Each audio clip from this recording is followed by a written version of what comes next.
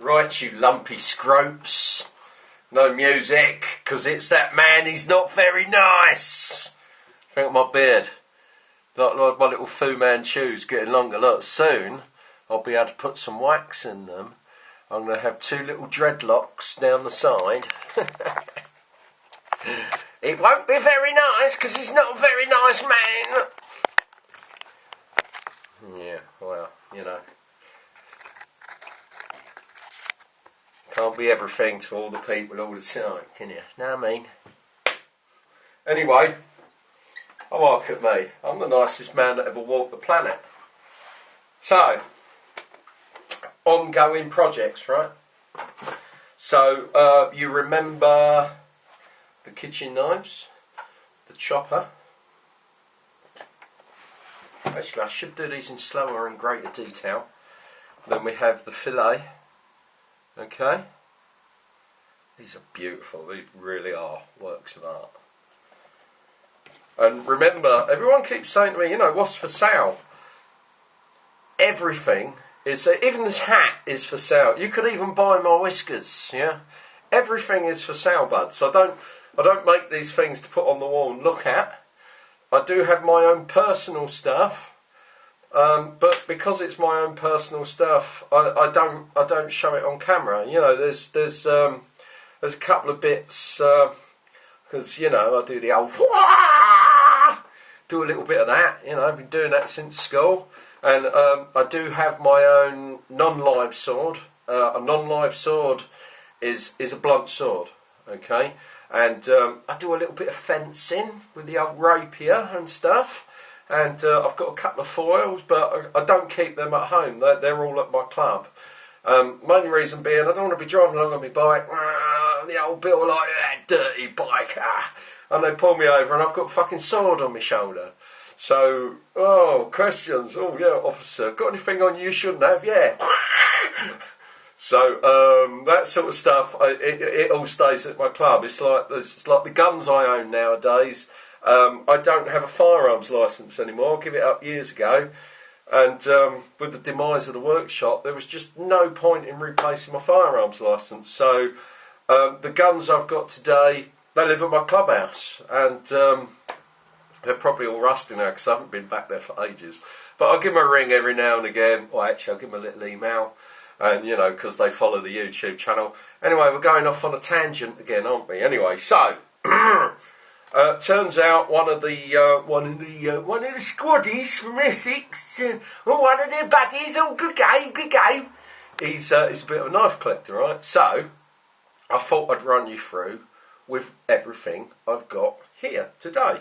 So you've seen the big heavy dejointer. This thing is lovely. This will take a limb off in one slash, right?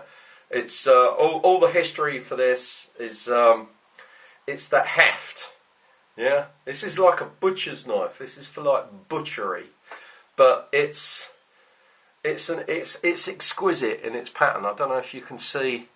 It's quite hard for me to show you this teardrop pattern, but the teardrop pattern is lovely, and also this is shave with this thing, right?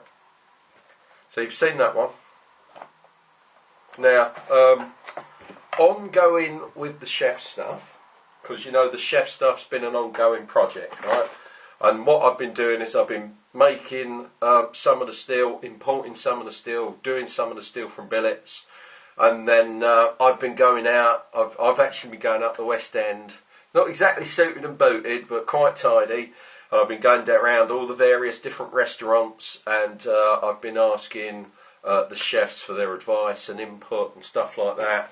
And the chefs, they really want thin. They want as thin as a hair. And I'm like, you know, well, thin as a hair doesn't exist, right? So, we've gone down the Japanese sushi route, right? And so, we now have this one. And look how thin this is. I mean, it's not exactly like a fly's pube, but it's very, very thin, and it's very light, and the grip is also swelled, and the swelled grip's all about, doesn't matter how big your hand is, you can have big hands or small hands, This will fit you either way, and it's very, very, very light. And it's very light, and the pattern is it's quite nice as well. So in the future, if I can do, I will be doing all the chef's knives in this thickness, okay? But only chef's knives, right? I wouldn't put this thickness into anything else. So I've also had a lot of the lads asking about folders. Yes, I have folders here. I have these buggers. Now these are liner lock. I like to call them linear locks. It sounds a little bit more scientific. Now if you look inside here, it looks like one of the brass liners is actually bent. It isn't. That's actually your blade locking mechanism. And then what you do to close the blade, you just see my finger is just pulling it over. When that's removed, you can close the blade. What this means is there's no undue tension on the blade, so when you come to open it, it opens beautifully. It opens really nice, but it's a nice solid lock as well. But the cool thing about these is, the reason I like them, is there's no obvious locking mechanism on the back. You see, sly, crafty. This one is in micarta handles. It's got that tracker style blade, which is doing the whole fashionable rounds at the moment, but this is quite cool because it still is one continuous cutting edge. So you've got two different angles in this area to you do in this area. So this area is for really, really fine work, and this area is for just, you know, cutting through your steaks. Very nice. And then you just move that linear lock over, bish bosh. So that's one, that's in micarta. And then I have exactly the same thing again, but with rosewood scales on. Note also, if you can, all the detail that's in the spine of these, okay? And that detail actually runs up into the blade, and oh, you can't really see it with this camera, but it's hard to tell where the blade starts and the actual spine starts. So very nice, and again, linear lock. Now, for our Scottish lords, we have something a bit special. Jamesy! I've made you something a bit special. A bit of Eastern flavour with this one. Yes, a little bit of antler in the middle, yeah. Damascus bolsters, both ends. And again, this is a linear lock, okay? I was going to send it to you and say, well, you just work out how the blade locks, or how you get the blade back in. But again, it's very, very easy to open. So these are all roughed out now. All I have to do now is do the final cutting edge. I mean, it's quite sharp, but it's not to my usual standards. But it's the first rough out. All the brass is detailed inside as well. Same thing again for all the scroll work on the spine of the handle. When you open it up and you put the two together, it's actually hard to work out where the blade stops and the spine starts. I like that, it's very nice. And no obvious locking button on the back. And I also think that's really, really nice. So, if you want to see the smallest knife in the world, this is the smallest one I do. This is full stag.